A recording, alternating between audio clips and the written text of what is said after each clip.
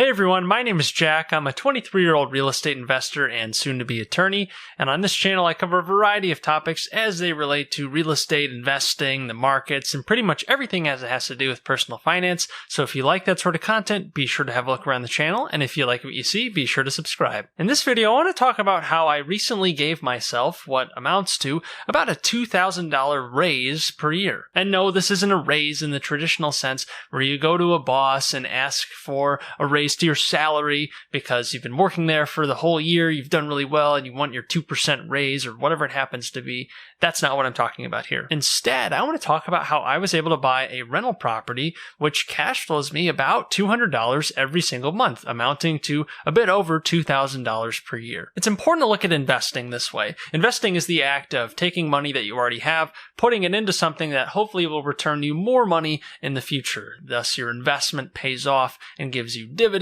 or grows in some way, and then you get to enjoy those benefits. When you get your paycheck every month, or when you make money running your business, what are you doing with that money after it's in your pocket? There are a number of different things you can do with that money. Most often, people are going to have expenses that they need to take care of, whether that be housing, food, entertainment, and whatever else they want to spend money on. But you can also spend it on other things, mainly by investing. This is where it's important to look at where your money is coming from in the first place. Is all of your money coming from one job at a company that you have really no control over, and they're just paying you each month because you're giving them your time? Are you making all of your money in a business that you run that could go south at any day because you never know what the business world's going to throw at you, and while you're doing great right now, you don't know what's going to happen in the future? Are you somewhere in between where you're making all of your money as an independent contractor and work comes and goes, and you're never really sure where the next job's going to come from, and you have to be very flexible because of that? The point is, take a look at where your money is coming from, and note how there's no guarantee that any one of those income sources, or the only income source that you have,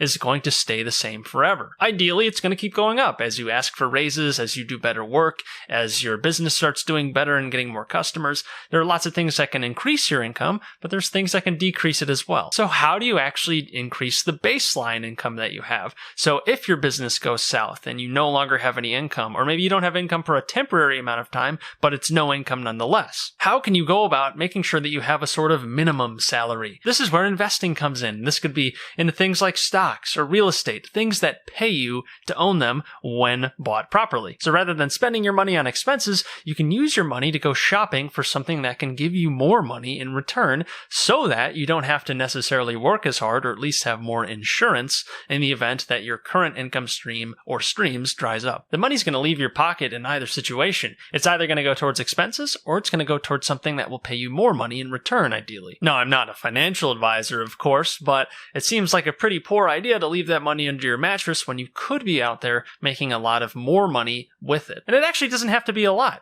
What would an extra $100 per month do for you when it comes to your security, your financial flexibility? What would $100 do to cover your expenses, or some portion of those expenses? I'm sure you'd be in at least a slightly better position than before, if not a drastically better position. So it's definitely something you should really focus on, especially when you don't have a lot of other income sources coming in. You want to get to that point where you have enough investments that you don't need to work to cover your expenses, but you just work because you want to work, or maybe you want to make more money on top of what you already have to cover basic necessities. This is where giving yourself a raise comes in. This summer, I closed on my first out-of-state rental property on a single-family home in Indianapolis, Indiana. I currently live in Chicago. I used much of the cash that I earned in the previous year as the down payment for this property, and I financed the rest using a HELOC that I have on my primary residence. Rather than use that cash to, say, upgrade our car or buy something that I don't actually need, I used it to give myself a raise. Because with this property, we're able to rent it out each month,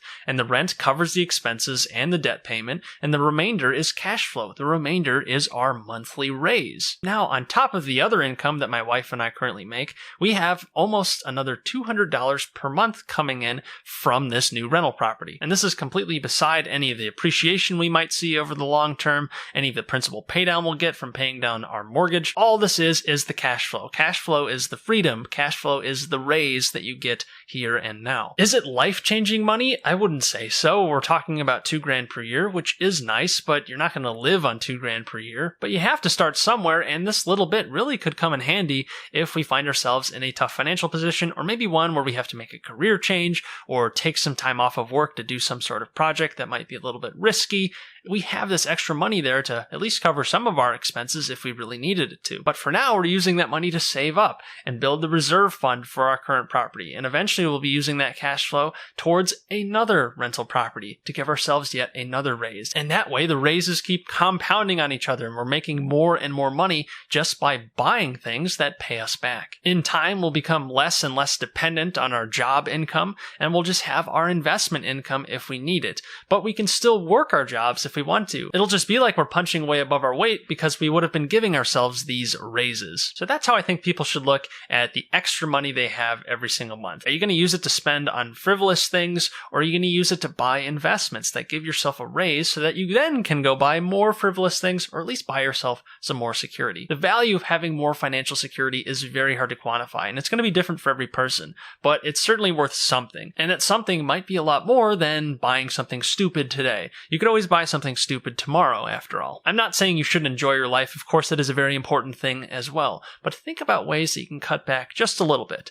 And that money that you save can be used to buy yourself a raise, which then can be used to buy more stupid things in the future. Of course, the point of life is not to just save and sacrifice constantly and buying raises that are never actually used on anything that's actually fun. But you can make that fun a lot more sustainable over the long term if you have some residual income coming in from investments, whether that be rental properties, whether that be dividends, whether that be any other sort of investment. If you guys want to learn more about investing and how I actually went about buying my rental property and how I invest for my own financial future, definitely check out my other videos on the channel since I have all sorts of content about what I'm doing with my money. I try to be totally transparent so that you guys can see my moves in context and understand why I'm doing them. So if you do like that sort of content, I'd very much appreciate it if you subscribed. But anyways, that's all I've got for today. If you like this video, please like it since it helps the channel out a lot. If you like this sort of content about real estate, investing, the markets, and pretty much everything as it has to do with personal finance, be sure to have a look around the channel. And again, if you like what you see, be sure to subscribe. And check out my book, The One Property Retirement, about a simple strategy for building your retirement nest egg using real estate. It's great for beginners since it looks at the very beginning of a deal, running the numbers, vetting the deal,